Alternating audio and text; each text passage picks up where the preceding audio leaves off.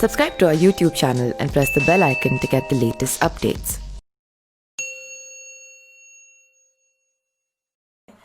तो आप समझ सकते हैं कि नींद पूरी ना होने की वजह से कितना स्ट्रेस मेरे ऊपर आ रहा है कि मैं जस्ट ए मिनट ये ग्लूकोज का कि कुछ लोग जो है वो कमेंट कर रहे हैं कि ये क्या है, ये ग्लूकोज का पानी है, कोई नशीली पदार्थ नहीं है। और अगर नशीली पदार्थ होती तो मैं आपके सामने क्यों पीती।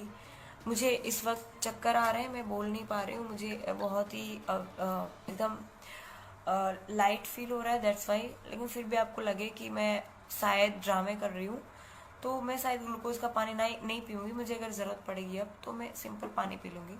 मैं सिर्फ ये बता रही हूँ, अगेन मैं बोलना चाहती हूँ कि मैं कोई प्रमेय नहीं हूँ कि मुझे आप लोगों को प्रूव करना पड़े।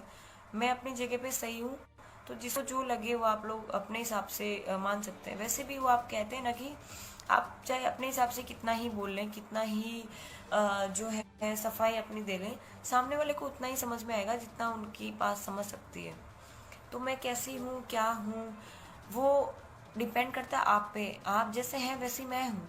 अगर आप अच्छे हैं तो मैं डेफिनेटली अच्छी हूँ आपके लिए। और आपके अगर विचार ऐसे हैं कि मैं लेडी सिंगम बनने के लिए आई हूँ, फेमस होने के लिए आई हूँ, राजनीति में जाने के लिए आई हूँ, ये सारे मेरे स्टंट हैं, तो आप लोग के ऐसे विचार हैं तो इट्स ओके, सबके अपने अपने विचार हो सकते हैं, ठीक है।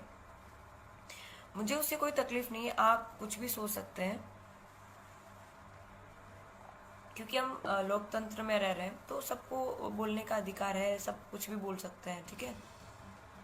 जो अच्छे कमेंट्स कर रहे हैं उन सबके लिए thank you. Meena Bakku, Usma Desai, okay, Ruby, Upendra Ahir, thank you brother. हाँ, क्या है ये, एक्चुअली इतना बड़ा मैसेज है कि मैं पढ़ नहीं पा रही हूँ।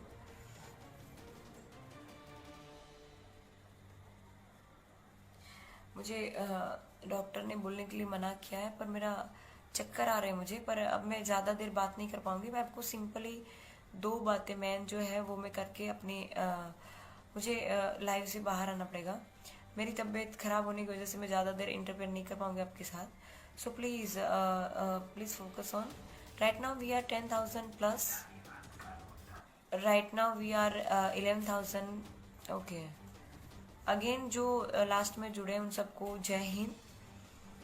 मेन चीज़ ये है, अगेन आई रिपीट, जो नया जुड़े हैं उनको बता दूं कि बार बार रिपीट इसलिए कर रही हूँ क्योंकि कुछ लोग नए आए हैं। मैं अभी तक मीडिया में नहीं आ रही हूँ, उसका रीज़न सिर्फ ये है कि मेरी कुछ ऑफिशियली जो काम है वो बाकी है, प्रोसेस बाकी है। जब मेरी ऑफिशियली प्रोसेस जो है वो कंप्लीट हो जाएंगी, मैं सामने से कांटेक्ट करूँगी। और कल की जो घटना है वो आप देख सकते हैं कि मेरे जो लोकल न्यूज़ रिपोर्टर हैं उन लोगों ने मुझे जो लेडी सिंगम का मुझे जो विरुद्ध दिया था उसको चेंज करने की कोशिश कर रहे हैं। वो लोग बता रहे हैं कि मैं मेंटली डिस्टर्ब हूँ या फिर साइको टाइप हूँ, क्योंकि बहुत गुस्सा कर रही हूँ। पर मैं गुस्सा क्यों कर रही हूँ उसके पीछे का रीज़न भी देखिए।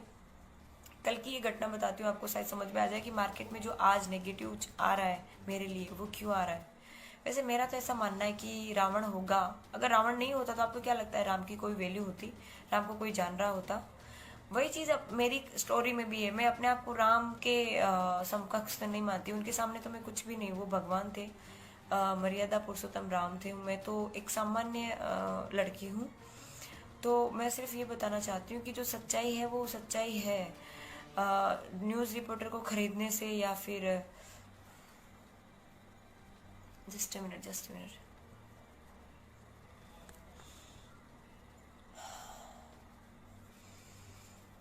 मतलब मीडिया को खरीद लेने से कोई सच्चाई मतलब दब नहीं जाएगी। मेरे जो अपोजिट में मतलब कुमार भाई कानानी जो है उन्होंने बताया है, 2-3 बार वो कैमरे के सामने आ चुके हैं। उन्होंने बताया कि मैंने ये कहा है, मैंने वो कहा है, मैंने ये किया है, मैंने वो किया, मैंने गालियाँ दी है, मैंने ठीक से बिहेव नहीं किया। तो आप लोग जो देख रहे हैं वो सारा का सारा जो सीन है, आप जो भी वीडियो वायरल हुआ है, ऑडियो वायरल हुआ है, वो लास्ट सीन है। अभी जो क्या बोलते हैं कि मीडिया के पास जो आया है, सोशल मीडिया के पास जो आया है वो सिर्फ 10% है। अभी पूरी मूवी बाकी है, वो मूवी कल मैं रिलीज़ करने वाली हूँ। ठीक है, तो आपने इतना इंतज़ार किया तो सिर्फ एक दिन और सही। अभी मैं ज़्यादा बोल नहीं पाऊँगी, मुझे लिटरली चक्कर आ रहे हैं। मैं सच में मेरी तबीयत ख़राब है, मैंने आपको प्रूफ भी दिखाया है। मुझे ज़रूरत नहीं आपको प्रूफ करने की, पर आप मेरे शुभ चिंतक हैं, आप मुझे इतना साथ दे रहे हैं। दैट्स वाई मुझे आपको बताना पड़ रहा है कि एक सेकेंड, इसलिए मुझे आपको बताना पड़ रहा है ये प्रूफ। अदरवाइज़ मुझे किसी को प्रूफ देने की ज़रूरत नहीं है कि मैं क्या हूँ क्या नहीं हूँ। पर आप लोग मुझे जो इतना सपोर्ट कर रहे हैं उसके लिए दिल से थैंक यू। और अभी तो ये जो लड़ाई है वो शुरू हुई है, अभी तो बहुत आगे तक हमें जाना है। तो मुझे आपके सपोर्ट की बहुत सख्त ज़रूरत है। और जिन लोगों ने मुझे फ्रेंड रिक्वेस्ट सेंड कर रखी है, मैं कोशिश करूँगी हो सके इतनी जल्दी आपकी रिक्वेस्ट मैं एक्सेप्ट करूँ। और ट्विटर पे मेरा कोई अकाउंट नहीं है, जो भी अकाउंट्स हैं वो फेक अकाउंट्स हैं। मुझे किसी के साथ कोई पॉलिटिकल पार्टी साथ कोई रिलेशन नहीं है। मैं एक पुलिस ऑफिसर हूँ, मुझे सिर्फ मेरे डिपार्टमेंट की जो फ़र्ज़ है वही अदा करनी है, उससे ज़्यादा मुझे कुछ नहीं करना है। मुझे कोई इंटरेस्ट नहीं है पॉलिटिक्स में जाने का।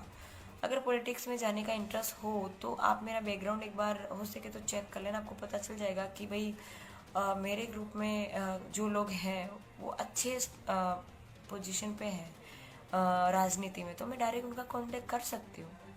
कुछ लोग यूँ कह रहे हैं कि मैडम को फेमस होना है, स्टंटबाजी कर रही हैं, अपने आप को बहुत खूबसूरत समझ रही हैं, ब्यूटीफुल समझ रही हैं। ऐसा कुछ नहीं है, मुझे कोई फेम नहीं चाहिए, कोई मुझे क्या बोलते हैं पब्लिसिटी नहीं चाहिए। मैं आपके लिए बता दूं कि मेरा जो भाई है वो एक्टर है। अगर मैं अपने आप को फेमस करना चाहूँ तो मैं उसके साथ काम कर सकती हूँ। और मेरे मम्मी पापा ने मुझे इतना काबिल बनाया है कि मैं किसी भी डिपार्टमेंट में जाऊँ, चाहे वो पुलिस डिपार्टमेंट हो या फिर फिल्म उद्योग हो या फिर कोई भी काम हो, कोई बिजनेस हो या फिर कुछ भी हो। मेरे मम्मी पापा ने मुझे इस काबिल बनाया है कि मैं किसी भी फील्ड में अगर जाऊँगी तो मैं अपनी जगह डेफिनेटली बना लूँगी। तो मैं जो अभी रिज़ाइन कर रही हूँ वो टेलीफोनिक जान मैंने कर दी है सबको, मेरे डिपार्टमेंट को, कि मुझे रिज़ाइन करना है। पर जो रिटर्न में देना है वो बाकी है अभी। तो जब तक मैं रिटर्न में नहीं देती तब तक मैं मीडिया के सामने नहीं आ सकती। कल मैं गई थी रिटर्न में देने के लिए, आज भी मैं गई थी। कल मुझे कमिश्नर सर नहीं मिले, दैट्स वाई मुझे वापस आना पड़ा। कल जो घटना घटी है वो आप देख सकते हैं मीडिया में कि भाई लोकल चैनल वाले जो लोग हैं मुझे सपोर्ट नहीं कर रहे हैं। उसका कारण ये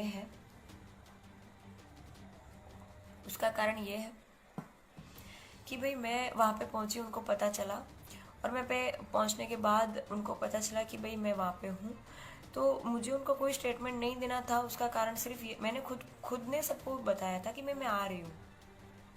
एक्चुअली मेन मुद्दे की बात ये है कि मुझे सभी रिपोर्टर्स कांटेक्ट करने की कोशिश कर रहे हैं। आज भी मुझे 500 से ज़्यादा कॉल्स आ चुके हैं मीडिया के। वो लोकल नहीं है, मतलब दिल्ली रिपोर्ट है, फिर मतलब नेशनल BBC है और इंडियन एक्सप्रेस है। सभी जो नेशनल लेवल के जो मीडिया पर्सन्स हैं मुझे कांटेक्ट करने की कोशिश कर रहे हैं। और मुझे बहुत अच्छा लग रहा है कि मतलब नेशनल लेवल पे लोग मेरी बात को रिप्रेजेंट कर रहे हैं। तो मैं उनका थैंक यू करना चाहती हूँ कि वो लोग मेरा इतना सपोर्ट कर रहे हैं। अभी मुझे जल्दी से ये वीडियो ख़त्म करना पड़ेगा क्योंकि मुझे चक्कर जैसा फीलिंग आ रहा है, फीलिंग सो लाइट। तो इन शॉर्ट में जो ये लोग मुझे क्या बोल रहे हैं कि मेरे खिलाफ जो नेगेटिविटी फैला रहे हैं वो ये है कि ये लोग मेरा इंटरव्यू लेने के लिए जब आए तो मैं कमिश्नर कचहरी से बाहर निकली तो मैं इनको इंटरव्यू नहीं दे सकती थी, क्योंकि मुझे मेरे जो ऑफिशियली काम काज थे वो बाकी थे, तो मैं नहीं कर सकती थी, उनको इंटरव्यू नहीं दे सकती थी। क्योंकि हम एक डिसिप्लिन डिपार्टमेंट में है तो हमें हमारा डिसिप्लिन जो है वो हमें फॉलो करना पड़ता है। पब्लिक शायद ना वो फॉलो करे तो चले, लेकिन हम एज अ गवर्नमेंट ऑफिसर हमें फॉलो कंपलसरी करना पड़ता है। जो कांस्टेबल है वो मेरे ऊपरी अधिकारी है, कांस्टेबल साहब जो है वो मेरे ऊपरी अधिकारी है। जो नए आए हैं उनको बता दूं कि मैं कांस्टेबल नहीं हूँ, मैं एक LR ऑफिसर हूँ। मुझसे जो कांस्टेबल है वो मुझसे एक पद ऊपर लेवल के अधिकारी हैं। PSI जो है उसके ऊपर, ASI उसके ऊपर, PSI, ऐसे रैंक है। मेरा ऐसा मानना है कि ये जो रैंक है वो हम पुलिस डिपार्टमेंट के लिए है, ताकि हम एक दूसरे को जान सकें कि भाई हमारे सुपीरियर अधिकारी कौन, उसकी पहचान के लिए रैंक है। बाकी मेरे हिसाब से वर्दी जो पहनी है वो चाहे एलआर हो, एलआर ऑफिसर हो, चाहे कांस्टेबल ऑफिसर हो, एएसआई हो, पीएसआई हो, वो सारे एक जैसे हैं। पब्लिक के लिए खाकी वो खाकी है। पब्लिक को सबसे पहले जो मदद के लिए आते हैं वो कांस्टेबल ऑफिसर आते हैं, कांस्टेबल लेवल के ऑफिसर आते हैं। तो मेरा तो मानना है कि लोगों को जो बाकी के पीएसआई एएसआई वगैरह या फिर पीआई या डीवाईएसपी या एसीपी जो भी हैं, वो ऊपरी अधिकारी है, वो सिर्फ हमको गाइड करते हैं कि आपको कैसा काम करना है। आपके साथ जनरल पब्लिक के साथ या कॉमन पब्लिक के साथ कुछ भी अगर हो रहा है तो उसके लिए सबसे पहले मदद के लिए अगर कोई पहुंचेगा तो वो या तो एलआर होगा या फिर पुलिस कांस्टेबल साहिब होगा। यही लोग हैं। तो आपके लिए जो असली हीरो है, आपके लिए जो असली मदद रूप जो आपके लिए बनते हैं वो है कांस्टेबल सर, कांस्टेबल ऑफिसर जो है वो आपके फर्स्ट ऑफिसर आते हैं जो आपके लिए मदद करते हैं। ठीक है। तो पब्लिक ने जो ये बना रखा है ये तो कांस्टेबल है, ये मेरा क्या बिगाड़ सकती है ये वो। तो मैं यहाँ एलआर के पद पे रह के आपको ये बताना चाहती हूँ कि एलआर की जगह पे रह के जो मैं इतना कर सकती हूँ, जो स्टार्टिंग की ऑफिसर पुलिस डिपार्टमेंट की ये कर सकती है, तो जो एएसआई है, पीएसआई है, जो पीआई है, एससीपी है, तो वो उनके पास कितना पावर है। जो पावर जो है वो रैंक में नहीं है, पावर जो है वो खाकी वर्दी में है। हम लोग रात दिन 6 महीने तक हम लोग ट्रेनिंग करते हैं, तब जाके हमें सिर्फ पैंट पहनने को मिलता है। शर्ट हमें पूरे 9 महीने की हम क्या बोलते हैं कि ट्रेनिंग कंप्लीट करते हैं। भाई वो चक्कर આવે છે મને થોડું ફેન ઓન કરી દો એકદમ સ્લોમાં કરીને। सॉरी, एक सेकंड दीजिए मुझे प्लीज़।